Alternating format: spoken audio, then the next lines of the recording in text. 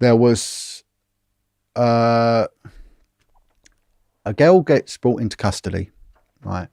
And she's arrested down in Vauxhall for drink driving, crashes a car, and the police car pulls her over.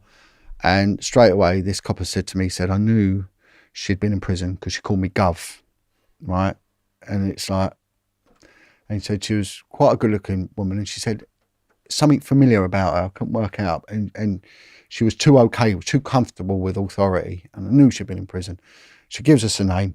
She don't check out. And she kept saying, I shouldn't be here, I shouldn't be here, I shouldn't be here, I shouldn't be here. And he said, we take it back to the police station and we take her fingerprints. And we say to the custody sergeant, don't think she's telling us the truth. She's got ID in this name, but something's not right about her. Anyway, he said, we take her fingerprints, rush them up to Scotland Yard, because you could add this 24-hour service where you'd get a fingerprint expert would look at the fingerprint and tell you it was. Anyway, took it straight up there, come back, and the bloke in there said, yeah, I know where this is. And in the meantime, she said the girl was going to Brixton. So they went to Brixton police station and looked through. They used to have the collator, the intelligence collator would have the box of all the local people that had been arrested, and their photos would be on it. They got rid of it. They centralised it all. But there's not many women. And the paedophiles used to have a bit of red tape on theirs, you know. And it was really weird because as you look at the paedophiles, you didn't even need the red tape. They just looked like a paedophile, you know. And the women were there. So he looked for the women and found this woman. And her name was different. He was like, oh my God, that's her. So he takes one of the photos out, goes back, and they get the result. And the fingerprints are in this name she's given, but the photo is in this different name. So he goes up to the cell, opens the little wicket gate, and calls out this name from this photo. And she reacts, she turns around, and then she starts crying. She said, you need to call this policeman now. So they call him. He said, within 10 minutes, special branch turn up, take her away. And this copper knew the special branch officer and said, who is she? And he went, she was on the telly, and now I can't name this politician. This politician was taken down as a prostitute, had taken him down, exposed him for something or other. He went to prison, but he then put out a contract to have her killed.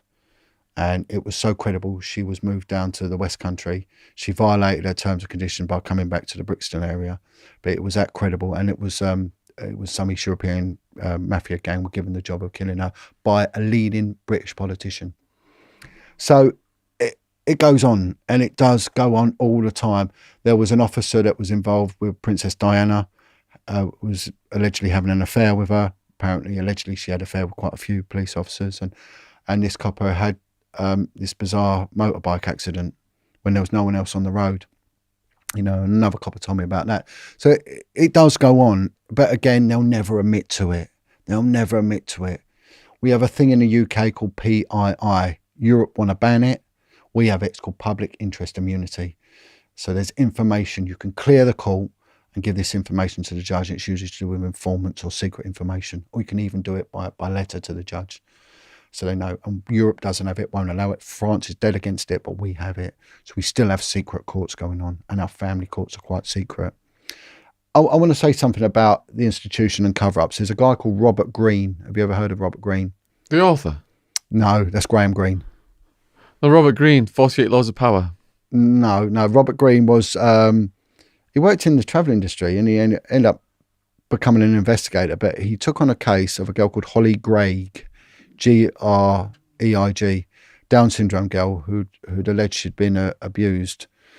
And she made this allegation, and they checked her out. I think they even give her a lie detector test, and the psychiatric report that this girl's incapable of lying.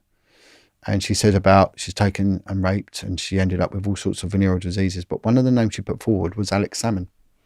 Now, Alex Salmon, look, he's a senior politician, MP in Scotland.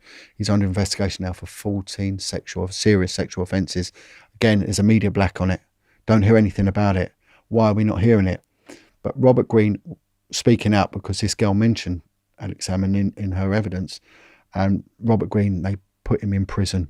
They banged him up in prison, but not just any prison. They put him in the Scottish prison system, which is incredibly brutal to only the British, you know, for exposing this high-level paedophile ring involving Down syndrome children, of which a politician was involved. And I think, head of their legal system, Angelina, whatever her name is, was part of the cover-up. And I said, how'd you get on in prison? He said, I was looked after.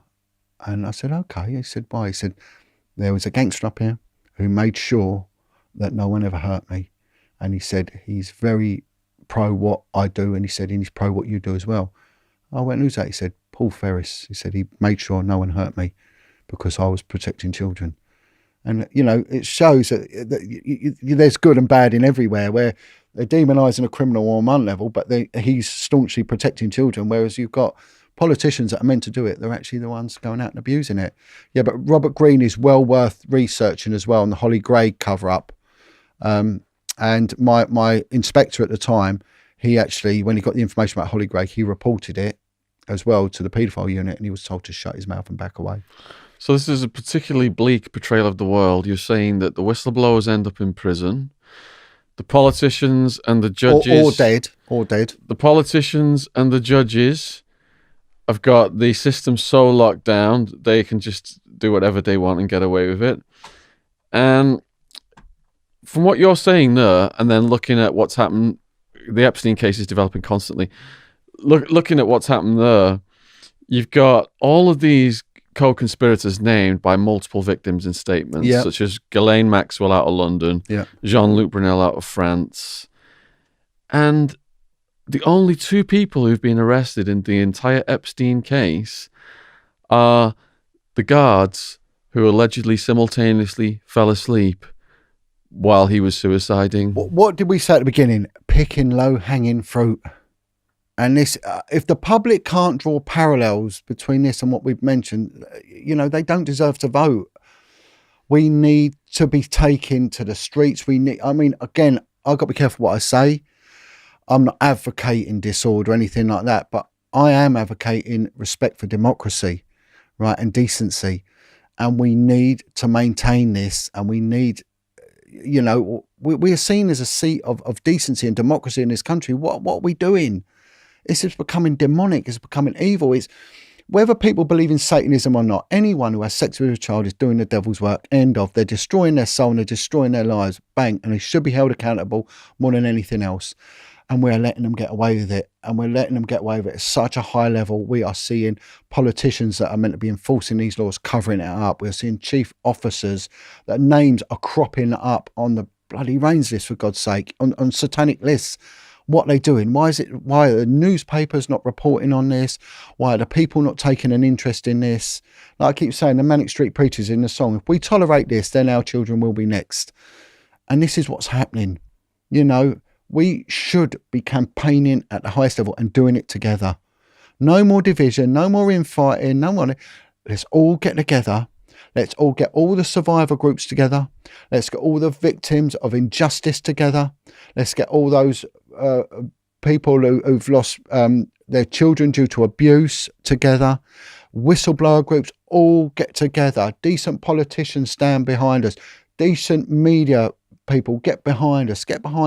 And let's expose this, because if you start picking that scab, it will lead all the way back to Parliament, which is what's happened. Them children that they are having sex with, they're not Harry's kid, they're not William's kids, they're not Beatrice's children, whatever, if they've got any, they're not.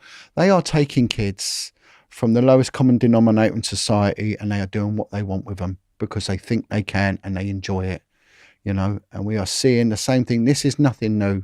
This has been going on for so long, you know, and it's about time we all said no more. And that's it. Well, you've mentioned Ted Heath, who was our Prime Minister, and he's deceased. In the Epstein case, you've got Bill Clinton. From researching Clinton, I found out that he was a cocaine-fueled sexual assaulter going back to when he was the governor of Arkansas before he became the president.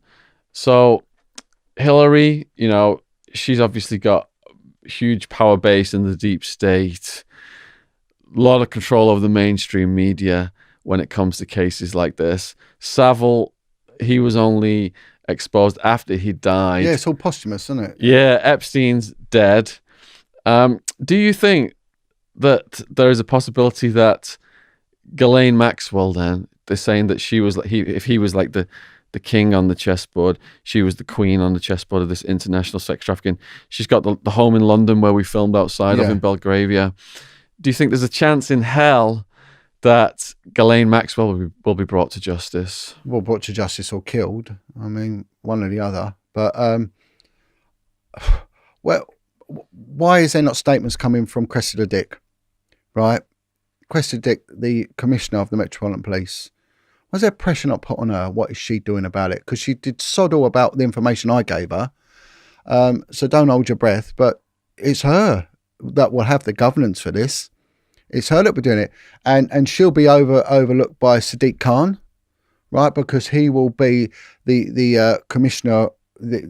All these have got these policing and crime commissioners. He will be the policing and crime commissioner for the Metropolitan Police. So we will be steering Cressida Dick. So what's a Home Secretary doing about this? You know, the Home Secretary should be on this, should be doing something about it. But nothing. You got in Epstein's black book, you got Tony Blair, you got Peter Mandelson, you got all these other people. Well, Tony Blair, he was mentioned by myself earlier on about who he had on his cabinet and who was advising him, all paedophiles, right? Peter Mandelson, I think his name has cropped up on the Reigns list. I mean, the evidence has been there for a long time. Tony Blair shut down Bow Street Magistrates Court as soon as he got into power, because that was a court that tried and found him guilty under the name of Charles Linton for importuning. Again, that's public knowledge. And that formed part of my evidence to the police because that information was given to me and I passed it on. It's always been there. It has, and there's always been information about Prince Charles, and they just say, oh, it's quirky British eccentrics. No, it's not. They're perverts and they're paedophiles. And let's stop sticking it. Like I said, that analogy I gave you earlier, you come into work in your office, you've just been robbed, you've been defrauded, your safe's blown out, and you've employed a defrauder, a thief and a safe blower, and they're sitting there going, well, nothing to do with me. It's the same as this. This is an insult to decency. This is an insult to intelligence, and it lacks any common sense. It's just bullshit. It's just wrong. People need to get a grip and realise that the secret of these people's success is that they are perverts. There are millions of good guitar players, good singers. Never hear of them because it's the same people all the time. There's some fantastic budding actors, but they won't go anywhere. They won't. That Corey Feldman now, he's screaming, he's saying that there will be justice. And do you know what, Corey? Good on you. I stand by you all the way. You get out there, Corey, and you keep fighting and you keep talking. You come and talk to us as well because we'll listen to you and we'll give you the platform because you're right.